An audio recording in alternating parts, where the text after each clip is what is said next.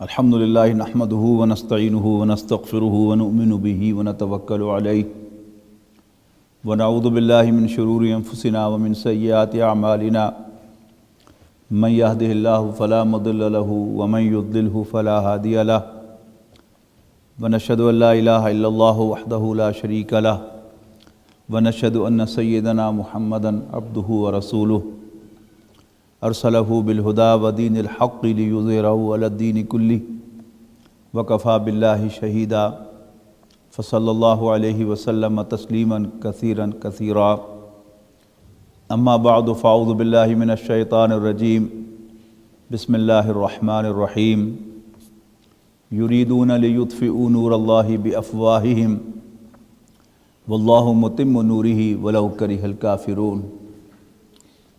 محترم بزرگوں، دوستوں، عزیزوں اور بھائیوں،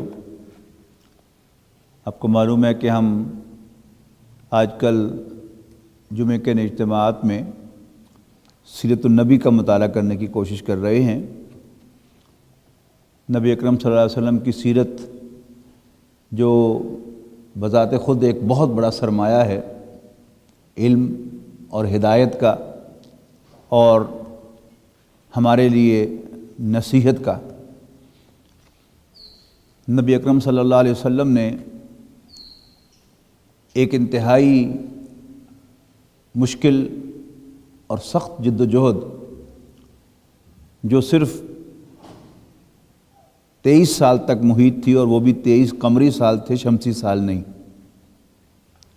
ایک عظیم تبدیلی دنیا میں برپا کی، اور جس کے نتیجے میں اولا مکہ مکرمہ جو پورے عرب کا کیپٹل تھا اس پر اسلام کا جھنڈا لہرایا، اور پھر بقیہ عرب جو تھا وہ بھی آپ کی حیات طیبہ کے اندر ہی اسلام کے زیر نگی آ گیا۔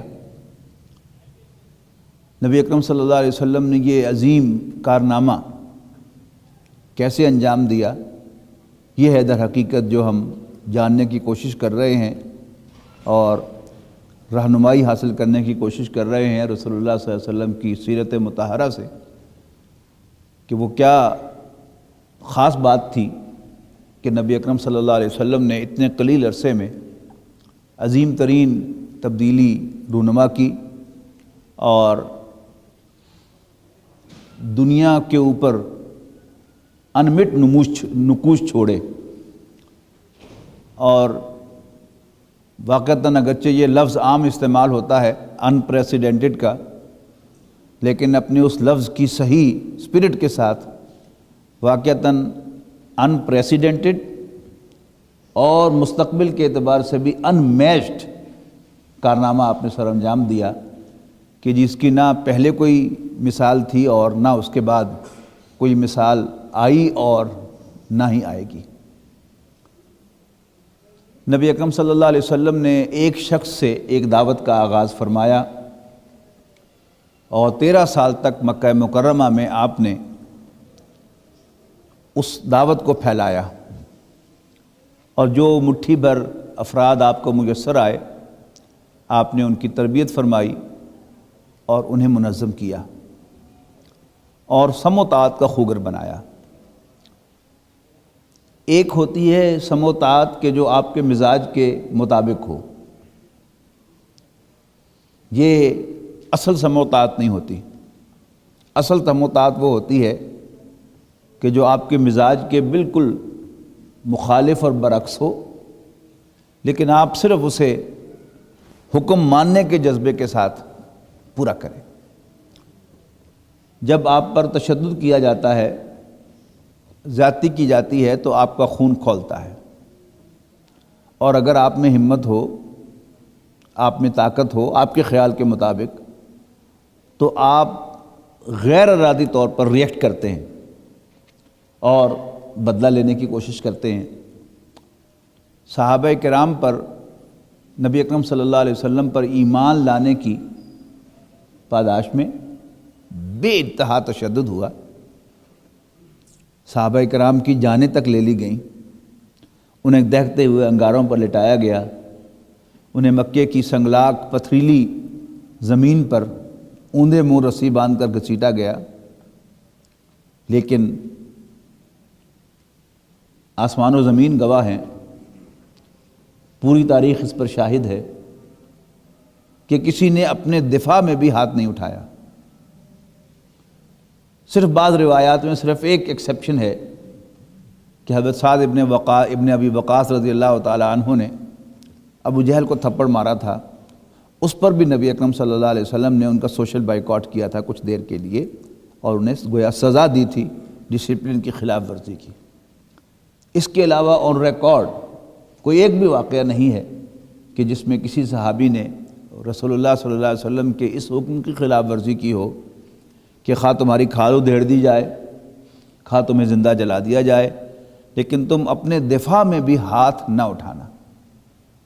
یہ کہنا بہت آسان ہے، لیکن اس پر عمل کرنا، یہ کر کے دکھانا، یہ انتہائی مشکل کام ہے۔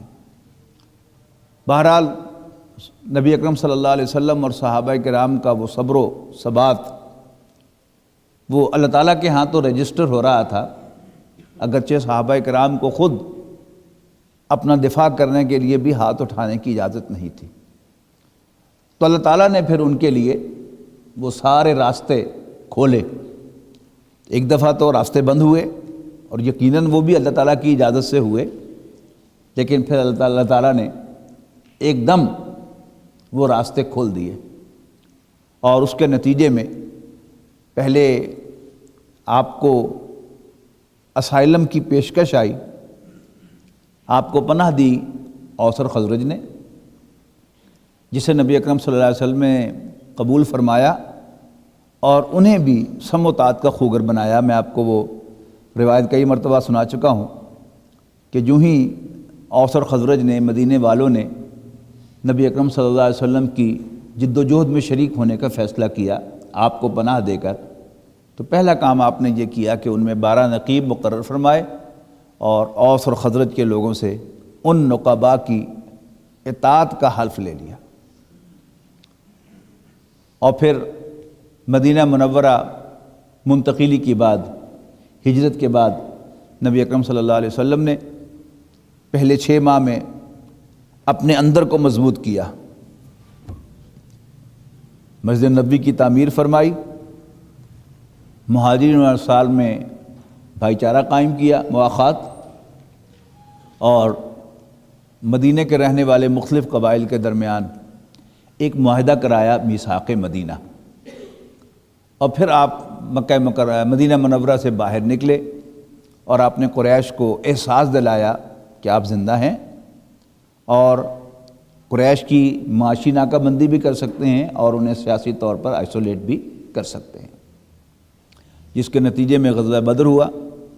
تفصیل میں بیان کر چکا ہوں، صرف یاد دلا رہا ہوں کنیکٹ کرنے کے لیے۔ اور پھر ٹھیک 13 ماہ کے بعد غزوہ احد ہوا۔ درمیان میں کئی مارکے ہیں، کئی مہمیں ہیں، بہت سی ایسی ہیں کہ جن میں آپ شریک ہوئے ہیں، اور بہت سی ہیں کہ جن میں آپ خود بنفس نفسیس شریک نہیں ہوئے، البتہ صحابہ کرام کو آپ نے ان کے لیے روانہ فرمایا ہے۔ پھر سن 5 ہجری میں 4 ہجری میں کوئی بڑا مارکہ نہیں ہوا، چھوٹے تو ہوتے رہے۔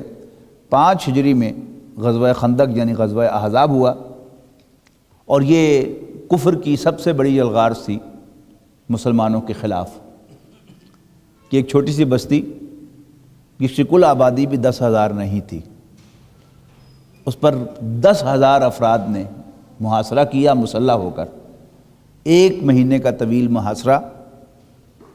لیکن پھر اللہ تعالیٰ کی مدد آئی، رات کو تیز آندھی آئی، سردی کا موسم تھا، اور آپ کو معلوم ہے کہ جب ٹھنڈ کے اندر ونڈ فیکٹر ایڈ ہوتا ہے تو چل میں، ٹھنڈ میں اور زیادہ اضافہ ہو جاتا ہے۔ پھر یہ ہوا کہ ظاہر ہے کہ 10,000 کے لشکر کے لیے کتنی دیگیں پک رہی ہوں گی اور کتنے چولہے جل رہے ہوں گے، آپ اس کا اندازہ لگائیے کہ جب تیز ہوا چلی تو ٹینٹ اڑ گئے اور ان کو آگ لگ گئی، تو صبح ہوتے تک سب کا سب لشکر جو تھا وہ بھاگ چکا تھا اور میدان صاف ہو گیا تھا۔ اس کے بعد فوراً ہی غزوہ بنو قریظہ ہوا اور اس کے نتیجے میں نبی اکرم صلی اللہ علیہ وسلم کو اللہ تعالیٰ نے فتح نصیب فرمائی، اور غزوہ احزاب کے فوراً بعد نبی اکرم صلی اللہ علیہ وسلم نے فرما دیا تھا کہ یہ آخری موقع تھا کہ کفر ہم پر چڑھ کر آیا تھا۔ تو پھر 690 میں رسول اللہ صلی اللہ علیہ وسلم نے خواب دیکھا، اور اس خواب کی تعمیل میں نبی اکرم صلی اللہ علیہ وسلم نے عمرے کا ارادہ فرمایا، اور اس کے نتیجے میں اگرچہ آپ عمرہ تو نہ کر سکے لیکن صلح حدیبیہ ہو گئی، جو ایک بہت بڑی سیاسی فتح تھی رسول اللہ صلی اللہ علیہ وسلم کی، کہ قریش نے رسول اللہ صلی اللہ علیہ وسلم کو ایک طاقت تسلیم کر لیا، اور ان کے سامنے نیگوشیٹ کرنے کے لیے قریش کا سردار سہیل بن عمرو آ گیا۔ تو یہ قرآن مجید نے اسے فتح مبین قرار دیا کہ واضح فتح یہی تھی۔ اس صلح میں اگرچہ قریش نے ہر طرح سے نبی اکرم صلی اللہ علیہ وسلم اور مسلمانوں کو دبانے کی کوشش کی، لیکن رسول اللہ صلی اللہ علیہ وسلم نے بہت دور اندیشی کا ثبوت دیا اور ان کی ساری شرطیں مان لیں۔ اور ظاہر ہے جب بھی کوئی معاہدہ ہوتا ہے تو اس میں کتنا بھی آپ توازن کو خراب کر لیں، لیکن بہرحال ہوتا گیو اینڈ ٹیک ہے، خواہ گیو تھوڑا ہو اور ٹیک زیادہ ہو، ایسا ہی کیا تھا قریش نے۔ تو کوئی ایک چیز تو دینی پڑی بہرحال رسول اللہ صلی اللہ علیہ وسلم کو، اور وہ یہ تھی کہ عرب کا کوئی بھی قبیلہ آزاد ہوگا، چاہے تو وہ رسول اللہ صلی اللہ علیہ وسلم کا الائی بن جائے، آپ سے دوستی کر لے، آپ کا اتحادی بن جائے، یا قریش کا اتحادی بن جائے۔ تفصیل میں بیان کر چکا ہوں کہ ایک قبیلہ جو قریش کا اتحادی تھا پہلے سے، اس کا دشمن قبیلہ فوراً آ کر نبی اکرم صلی اللہ علیہ وسلم کا اتحادی بن گیا۔ قریش کو اس پر غصہ آیا، انہوں نے ان کے دشمنوں کی مدد کر کے ان کو سبق سکھانا چاہا، ان کے کچھ آدمی مار دیے، اور وہ فریاد لے کر رسول اللہ صلی اللہ علیہ وسلم کے پاس آئے۔ آپ نے پوچھا، قریش سے پوچھوایا اپنا ایلچی بھیج کر کہ تم خون بہا دو گے یا تم نے معاہدہ توڑ دیا ہے۔ ابو سفیان اس وقت مسلمانوں کے نہیں بلکہ قریش کے لیڈر تھے، بعد میں اسلام لائے، بہرحال پتہ نہیں کس موڈ میں تھے، حالانکہ بہت سمجھدار آدمی تھے۔ بہرحال اللہ تعالیٰ نے ان سے یہ غلطی کروائی کہ انہوں نے کہہ دیا کہ جاؤ کہہ دو محمد کو صلی اللہ علیہ وسلم کہ ہم نے معاہدہ توڑ دیا ہے۔ لیکن فوراً ہی ہوش آیا کہ یہ میں کیا کہہ بیٹھا ہوں۔ چل کے آئے مدینہ منورہ، لیکن کسی نے ان کی بات تک نہیں سنی۔ اور یہ سن 790 کا واقعہ ہے۔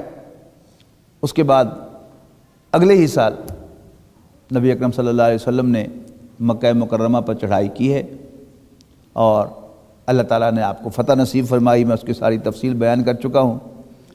فتح کے بعد آپ نے بت توڑے، اور پھر قریش سے پوچھا کہ میں تم سے کیا سلوک کروں گا؟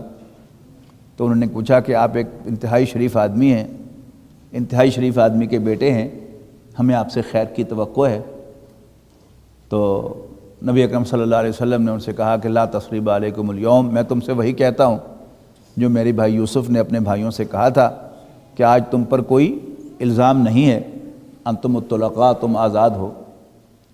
اس کے بعد نبی اکرم صلی اللہ علیہ وسلم نے پہلے مردوں سے بیعت لی کوہ صفا پر، اور پھر اس کے بعد عورتوں سے آپ نے بیعت لی۔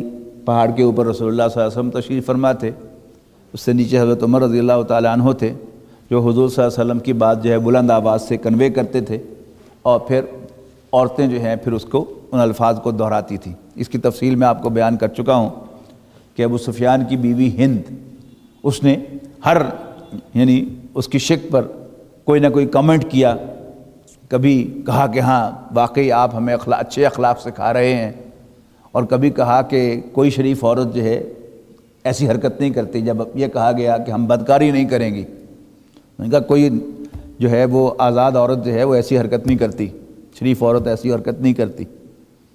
اور اس کے بعد نبی اکرم صلی اللہ علیہ وسلم نے 19 روز تک مکہ مکرمہ میں قیام فرمایا، اور اس قیام کے دوران بعض بہت اہم واقعات پیش آئے اور بڑے دلچسپ واقعات پیش آئے۔ میں چاہتا ہوں کہ پہلے آپ کو وہ واقعات جو ہے وہ سناؤں۔ فتح مکہ سے پوری طرح یکسو ہو جانے کے بعد نبی اکرم صلی اللہ علیہ وسلم نے 25 رمضان المبارک کو، یعنی وہی سن 8 ہجری ہے، حضرت خالد بن ولید رضی اللہ تعالی عنہ کو عزا کے انہدام کے لیے، اس کو ڈیمولش کرنے کے لیے بھیجا۔ یہ 3 بڑے بت تھے قریش کے، مکہ کے گرد و نواح میں، لات، عزا اور منات۔ اب عزا جو تھا، اس کے انہدام کے لیے رسول اللہ صلی اللہ علیہ وسلم نے حضرت خالد بن ولید کو روانہ فرمایا، اور عزا جو تھا یہ نخلا میں تھا، یعنی مکہ مکرمہ سے کوئی 50 کلومیٹر کے فاصلے پر طائف ہے، اور طائف کے قریب یہ نخلا واقع ہے، اور اس کا ذکر پہلے بھی ہو چکا ہے کہ نبی اکرم صلی اللہ علیہ وسلم نے ایک وفد نخلا کی وادی میں بھیجا تھا قریش کی نقل و حرکت کو نوٹ کرنے کے لیے، جس کی طرف سے بہرحال ایک معاملہ ہو گیا کہ انہوں نے ایک قافلے پر حملہ کر دیا، اور اس کے نتیجے میں ایک کافر قتل ہو گیا، اور یہ قتل جو تھا پھر مکہ غزوہ بدر کا پیش خیمہ بن گیا، جس کی تفصیل میں آپ کو بتا چکا ہوں۔ تو نخلا کی طرف آپ نے حضرت خالد بن ولید رضی اللہ تعالیٰ عنہ کو روانہ کیا، اور مقصد کیا تھا؟ عزا کو ڈیمولش کرنا۔ یہ بہت بڑا بت تھا۔ حضرت خالد بن ولید وہاں پہنچے اور آپ نے اس بت کو توڑ دیا۔ سارے بنو کنانہ کے لوگ جو تھے، یہ قبیلہ تھا ایک بہت بڑا، وہ اس کی پوجا کیا کرتے تھے۔ بنو شیبان اس بت کے مجاور تھے۔ حضرت خالد بن ولید 30 سواروں کے ساتھ نخلا پہنچے اور اس بت کو ڈھا دیا۔ جب واپس آئے نبی اکرم صلی اللہ علیہ وسلم کو اپنی مشن کی کمپلیشن کی کمپلائنس کی اطلاع دینے کے لیے، تو رسول اللہ صلی اللہ علیہ وسلم نے حضرت خالد سے پوچھا کہ تم نے وہاں کچھ دیکھا؟ تو حضرت خالد بن ولید نے عرض کی کہ اللہ کے رسول نہیں۔ آپ نے فرمایا تم نے در حقیقت پھر بت کو ڈھایا ہی نہیں، جاؤ واپس اور کام مکمل کر کے آؤ۔ حضرت خالد بن ولید پھر تلوار سونت کر وہاں نخلا پہنچے، تو وہاں انہوں نے دیکھا کہ ایک کالی اور ننگی عورت ننگے سر کے ساتھ وہ ان کی طرف بڑھی۔ تو حضرت خالد بن ولید اس کی طرف بڑھنے لگے، تو مجاور جو تھا وہ چیخ چیخ کر پکارنے لگا، لیکن حضرت خالد بن ولید رضی اللہ تعالیٰ عنہ نے آگے بڑھ کر اس زور کی تلوار ماری کہ وہ عورت جو ہے وہ 2 ٹکڑوں میں تقسیم ہو گئی، اور وہیں پر انہوں نے اس کو ڈھیر کر دیا۔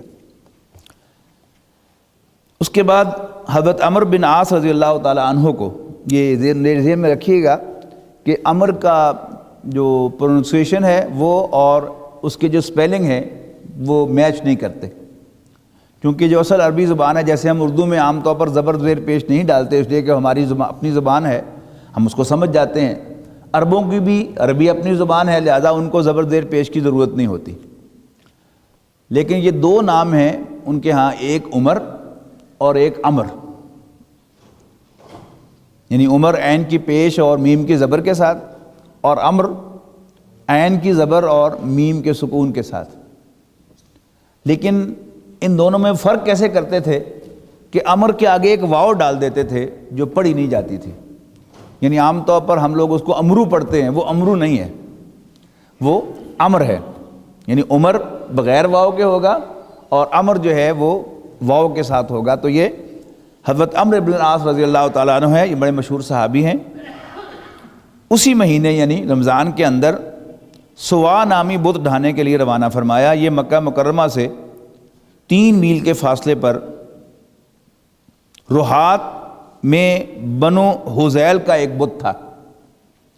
جب حضرت عمر وہاں پہنچے تو مجاور نے پوچھا تم کیا چاہتے ہو؟ انہوں نے کہا کہ مجھے رسول اللہ صلی اللہ علیہ وسلم نے اسے ڈھانے کا حکم دیا ہے۔ اس نے کہا کہ تم اس پر قادر نہیں ہو سکتے۔ حضرت عمر نے کہا کیوں؟ اس نے کہا قدوتاً، یعنی تم روک دیے جاؤ گے۔ حضرت عمر نے کہا تم اب تک باطل پر ہو، تم پر افسوس ہے۔ کیا یہ بت سنتا یا دکھتا ہے؟ اس کے بعد بت کے پاس جا کر اسے توڑ ڈالا اور اپنے ساتھیوں کو حکم دیا کہ وہ اس کے خزانہ والا مکان ڈھا دیں، لیکن اس میں کچھ نہ ملا۔ پھر مجاور سے کہا کہ کہو کیسا رہا؟ اس نے کہا کہ میں اللہ کے لیے اسلام لایا، یعنی اس نے اسلام قبول کر لیا۔ اسی ماہ یعنی ماہ رمضان ہی کے اندر حضرت سعد بن زید اشحلی کو 20 سوار دے کر منات کی جانب روانہ کیا، یعنی لات، عزا اور منات۔ عزا پہلے ٹوٹ گیا، اب یہ منات کی طرف ہے۔ یہ قدید کے پاس مشلل میں اوس اور خزرج اور اسان وغیرہ کا بت تھا۔ جب حضرت سعد وہاں پہنچے تو اس کے مجاور نے ان سے کہا تم کیا چاہتے ہو؟ اس نے کہا منات کو ڈھانا چاہتا ہوں۔ انہوں نے فرمایا منات کو ڈھانا چاہتا ہوں؟ اس نے کہا کہ تم جانو اور تمہارا کام جانے۔ حضرت سعد منات کی طرف بڑھے تو ایک کالی ننگی پراگندہ سر عورت نکلی، وہ اپنا سینہ پیٹ پیٹ پر ہائے ہائے کر رہی تھی، سینہ پیٹ پیٹ کر ہائے ہائے کر رہی تھی۔ اس سے مجاور نے کہا منات اپنے کچھ نافرمانوں کو پکڑ لے، لیکن اتنے میں حضرت سعد نے تلوار مار کر اس کا کام تمام کر دیا، پھر لپک کر بت کو بھی ڈھا کر توڑ پھوڑ دیا۔ عزا کو ڈھا کر حضرت خالد بن ولید رضی اللہ تعالیٰ عنہ واپس آئے تو انہیں رسول اللہ صلی اللہ علیہ وسلم نے اسی ماہ، یعنی اب اگلا مہینہ شروع ہو گیا، شعبان سن 8 ہجری میں بنو حزیمہ کے پاس روانہ فرمایا، لیکن مقصود حملہ نہیں بلکہ اسلام کی تبلیغ تھی۔ حضرت خالد رضی اللہ تعالیٰ عنہ مہاجرین و انصار اور بنو سلیم کے 350 افراد لے کر روانہ ہوئے اور بنو جزیمہ کے پاس پہنچ کر اسلام کی دعوت دی۔ انہوں نے اسلمنا، ہم نے اسلام لائے کے بجائے سبانا ہم نے اپنا دین چھوڑا کی آواز دی، یعنی بجائے اسلام لانے کے ایک انڈائریکٹ انداز سے کہا کہ ہم نے اپنا دین چھوڑا۔ اس پر حضرت خالد نے ان کا قتل اور ان کی گرفتاری شروع کر دی، یعنی یہ ایزیوم کیا کہ یہ ایمان نہیں لائے، اسلام لانے سے گریزاں ہیں، لہذا ان کے قتل اور ان کی گرفتاری کا حکم دے دیا، اور ایک قیدی اپنے ہر ساتھی کے حوالے کیا۔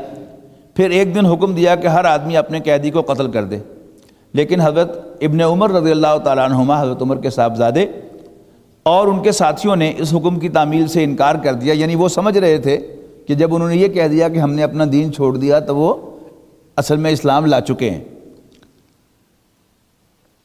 اور جب نبی اکرم صلی اللہ علیہ وسلم کے پاس آئے تو آپ سے اس کا تذکرہ کیا۔ آپ نے اپنے دونوں ہاتھ اٹھائے اور 2 بار فرمایا، اے اللہ، خالد نے جو کچھ کیا ہے اس سے تیری طرف برات اختیار کرتا ہوں، یعنی میرا اس سے کوئی تعلق نہیں ہے۔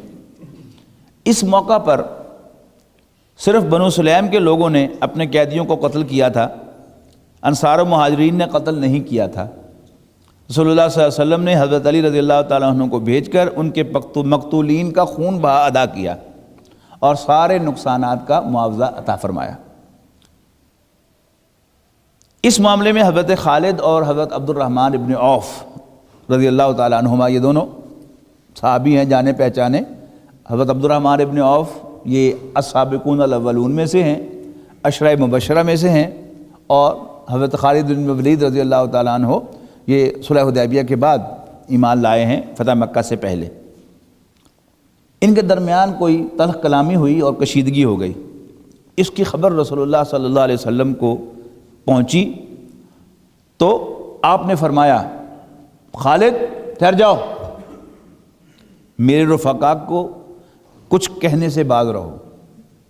اب اگرچہ یعنی حضرت خالد بن ولید بھی صحابی ہیں، لیکن صحابی میں بھی بہرحال فرق ہے۔ السابقون الاولون، پہل کرنے والے اور سبقت لے جانے والے، ان کا مقام بہت اونچا ہے۔ تو حضرت خالد کو حضور صلی اللہ علیہ وسلم نے فرمایا کہ خالد ٹھہر جاؤ، میرے رفقا کو کچھ کہنے سے باز رہو۔ خدا کی قسم، اگر احد پہاڑ سونا ہو جائے اور وہ سارا کا سارا تم اللہ کی راہ میں خرچ کرو، تب بھی میرے رفقا میں سے کسی ایک آدمی کی ایک صبح کی عبادت یا ایک شام کی عبادت کو نہیں پہنچ سکو گے۔ قرآن مجید میں یہ بات جو ہے یہ سورہ حدید میں آئی ہے، وہاں فرمایا کہ لا یستوی منکم پہلے فرمایا کہ وَمَا لَكُمْ لَا تُنْفِقُونَ فِي سَبِيلِ اللَّهِ، مسلمانوں تمہیں کیا ہے کہ تم اللہ کے راستے میں خرچ نہیں کرتے، اور جبکہ سارا کچھ، ساری کی ساری میراث اللہ تعالیٰ ہی کی ہے، وَلِلَّهِ مِيرَاثُ السَّمَاوَاتِ وَالْأَرْضِ لَا يَسْتَوِي مِنْكُم مَّنْ أَنفَقَ مِنْ قَبْلِ الْفَتْحِ وَقَاتَلَ اولئک اعظم درجۃ من الذین انفقوا من بعد وقاتلوا، کہ برابر نہیں ہیں تم میں سے وہ لوگ کہ جو فتح سے پہلے، یعنی صلح حدیبیہ سے پہلے جنہوں نے اپنا مال خرچ کیا اور جنگ کی، اولئک اعظم درجۃ من الذین انفقوا من بعد وقاتلوا، یہ بہت ہی زیادہ اونچے درجے والے ہیں ان لوگوں کے مقابلے میں کہ جنہوں نے اپنا مال بھی خرچ کیا اور اللہ کے راستے میں جنگ بھی کی، لیکن صلح حدیبیہ کے بعد، فتح کے بعد۔ وَكُلًّا وَعَدَ اللَّهُ الْحُسْنَىٰ، اگرچہ سب کے لیے اللہ کا وعدہ جو ہے وہ اچھا ہے، اللہ تعالیٰ اجر سب کو دے گا، وَمَن يَعْمَلْ مِثْقَالَ ذَرَّةٍ خَيْرًا يَرَهُ، کہ جو ذرا برابر بھی کوئی نیکی کرے گا تو اس کو اپنے سامنے موجود پائے گا قیامت کے دن، یعنی اللہ تعالیٰ اس کو اس کا اجر دے گا، اجر ضائع نہیں ہوگا۔ یہ تو ہو سکتا ہے کہ کسی نے کوئی برائی کی ہو اور وہاں اس کے ریکارڈ میں وہ نہ ہو، اللہ تعالیٰ اس کو معاف کر دے اور ڈیلیٹ کر دے، لیکن کسی نے کوئی نیکی کی ہو وہ نہیں ڈیلیٹ ہوگی، بلکہ انسان اس کو اپنے سامنے پائے گا اور اس کو اس کا بھرپور اجر دیا جائے گا۔ تو کیونکہ حضرت خالد بن ولید اب صلح حدیبیہ کے بعد ایمان لانے والے ہیں، لہذا نبی اکرم صلی اللہ علیہ وسلم فرما رہے ہیں کہ تمہارا مقام، تم جو کچھ بھی کر لو وہ اس مقام کو تم نہیں پہنچ سکتے۔ یہی معاملہ حضرت عمر اور حضرت ابوبکر کا ہے۔ حضرت عمر رضی اللہ تعالیٰ عنہ فرماتے ہیں کہ جب بھی کوئی موقع آتا تھا تو ابوبکر مجھ سے بازی لے جاتے تھے رضی اللہ تعالیٰ عنہما۔ جب نبی اکرم صلی اللہ علیہ وسلم نے غزوہ تبوک کے لیے فنڈ ریز کیا کہ بہت بڑا مارکہ ہے، سلطنت روما کے ساتھ ٹکراؤ ہے، لمبا سفر ہے، تو جو کچھ لا سکتے ہو لاؤ۔ کاروباری آدمیوں کے حالات، جو بھی بزنس کے پیشے سے وابستہ لوگ ہیں، انہیں معلوم ہے کہ اس میں اپس اینڈ ڈاؤنز آتی رہتی ہیں۔ تو حضرت عمر فرماتے ہیں کہ اس وقت میرے مالی حالات بہت اچھے تھے، تو میں نے دل ہی دل میں سوچا کہ اس دفعہ میں ابوبکر سے بازی لے جاؤں گا۔ تو میں گھر گیا اور اپنا سارا جتنا بھی مال تھا اس کو 2 حصوں میں تقسیم کر دیا، بہت بڑی اماؤنٹ بن گئی، اور اس میں سے آدھا گھر چھوڑ کے اور آدھا نبی اکرم صلی اللہ علیہ وسلم کے پاس لے کے آ گیا۔ آپ نے پوچھا عمر گھر والوں کے لیے کیا چھوڑ کے آئے ہو؟ میں نے کہا اللہ کے رسول، جو کچھ میرے پاس تھا میں آدھا جو ہے وہ آپ کے پاس لے کر حاضر ہو گیا ہوں اور آدھا گھر والوں کے پاس چھوڑ آیا، اور وہیں پہ بیٹھ گئے حضور صلی اللہ علیہ وسلم کے پاس۔ اتنے میں حضرت ابوبکر بھی آ گئے اپنا سب کچھ لے کر۔ رسول اللہ صلی اللہ علیہ وسلم کو یعنی اندازہ تھا کہ عمر جو ہے اس وقت اس امید سے بیٹھا ہے کہ میں اس وقت ابوبکر سے بازی لے جاؤں گا۔ تو رسول اللہ صلی اللہ علیہ وسلم نے حضرت ابوبکر سے بھی پوچھا کہ بھائی گھر والوں کے لیے بھی کچھ چھوڑ کے آئے ہو؟ تو انہوں نے کہا کہ گھر والوں کے لیے صرف اللہ اور اس کے رسول کا نام چھوڑ کے آئے۔ تو حضرت عمر رضی اللہ تعالیٰ عنہ اپنی کیفیت بیان کرتے ہیں کہ اس دن مجھے پتہ چل گیا کہ میں جو بھی کر لوں میں ابوبکر سے بازی نہیں لے جا سکتا۔ اور پھر رسول اللہ صلی اللہ علیہ وسلم نے فرمایا کہ عمر سب سے آگے نکل گیا لیکن ابوبکر سے آگے نہیں نکل سکا۔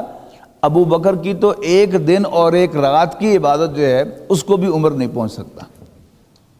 وہ رات کی، دن کی عبادت کون سی کہ وہ جو دن بسر کیا تھا انہوں نے غار ثور میں رسول اللہ صلی اللہ علیہ وسلم کے ساتھ، اور وہ رات بدر کے میدان میں جب حضرت ابوبکر رضی اللہ تعالیٰ عنہ نے رسول اللہ صلی اللہ علیہ وسلم کے صاحبان آپ کے خیمے کا پہرا دیا تھا۔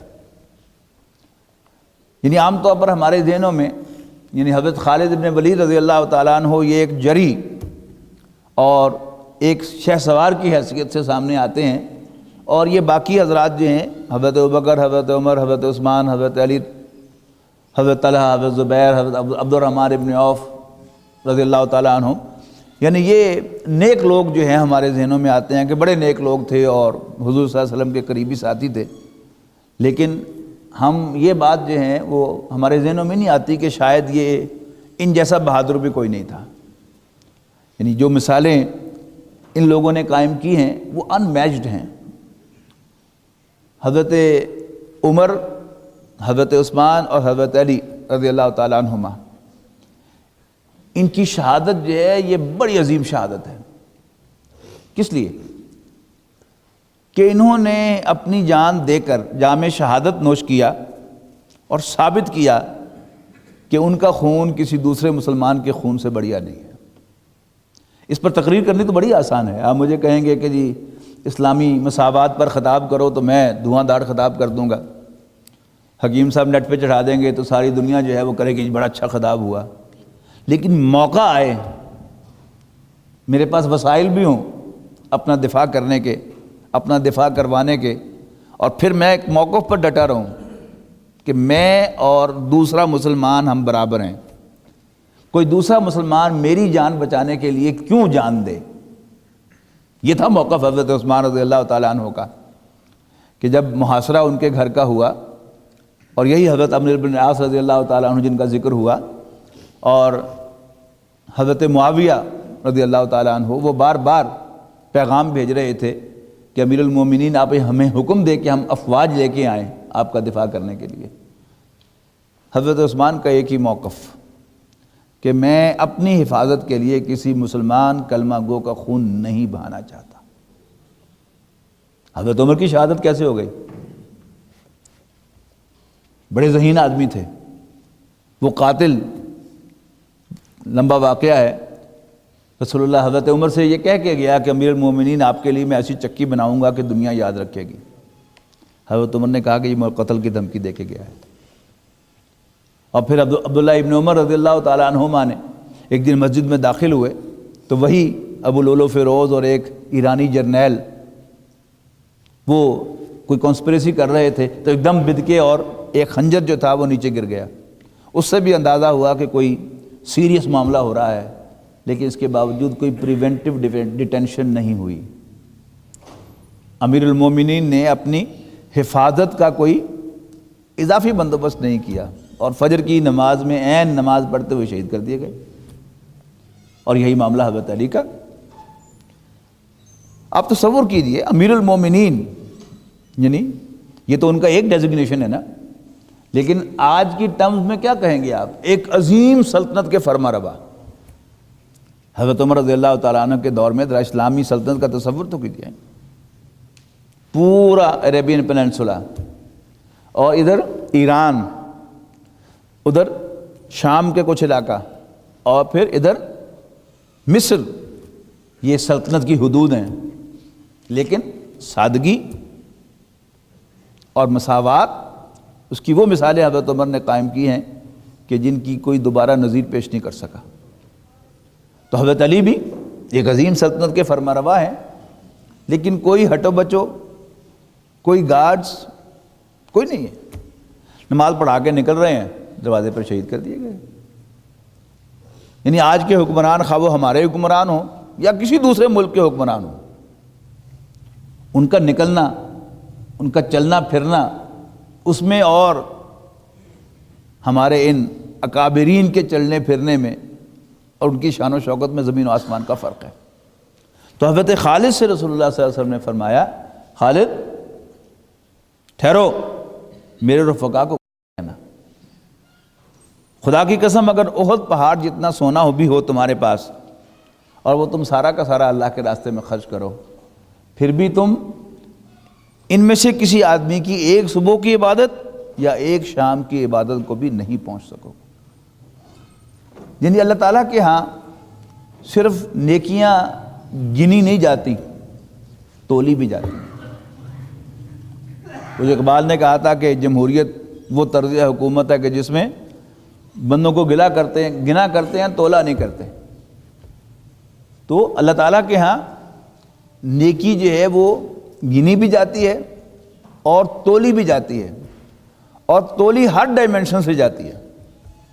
یعنی ایک ڈائمنشن جو جس کا یہاں پر ذکر ہے، وہ ڈائمنشن کیا ہے کہ فرام ٹائم ٹو ٹائم ایک ہی کام جو ہے وہ اس کی ویلیو میں فرق آ جاتا ہے۔ اس کو رسول اللہ صلی اللہ علیہ وسلم نے یوں فرمایا کہ بدأ الاسلام غریباً، اسلام کی ابتدا ہوئی حالت اجنبیت میں، غریب عربی زبان میں کہتے ہیں اجنبی کو، اسٹرینجر کو، یعنی اسلام کی ابتدا ہوئی اس حال میں کہ یہ بالکل اجنبی تھا، اسٹرینجر تھا۔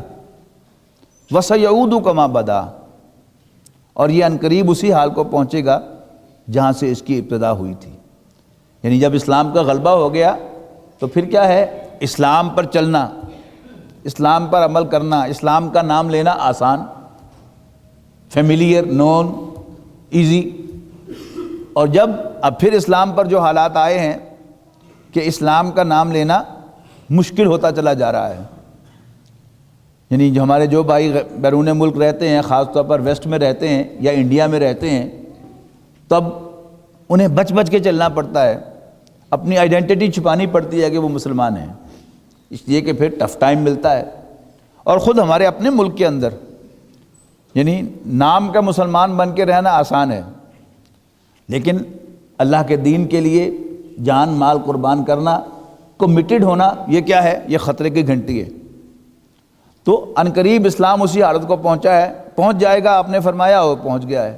تو آپ نے فرمایا فَطُوبَى لِلْغُرَبَاء، تو وہ لوگ کہ جو اسلام کے ساتھ اٹیچ ہو کر لوگوں کے لیے اجنبی بن جائیں۔ اب دین کی بہت سی باتیں بڑی اجنبی سی لگتی ہیں، لوگ حیران ہو کر پوچھتے ہیں یہ بھی ہے کوئی چیز؟ تو نبی اکرم صلی اللہ علیہ وسلم نے اس کو مبارکباد دی ہے ان لوگوں کو جو اسلام پر عمل کریں، اسلام کے ساتھ اٹیچ ہوں، اسلام کو اپنی آئیڈینٹی بنائیں اور وہ دنیا میں اجنبی ہو جائیں۔ اللہ تعالیٰ سے دعا ہے کہ اللہ تعالیٰ ہمیں ان لوگوں میں شامل فرمائے کہ جو اپنی کمٹمنٹ کو اسلام کے ساتھ پکا کرتے ہیں، خواہ ان کے ساتھ کچھ بھی کر دیا جائے، ان کا کتنا بھی نقصان ہو جائے۔ آخر دعوانا ان الحمدللہ رب العالمین۔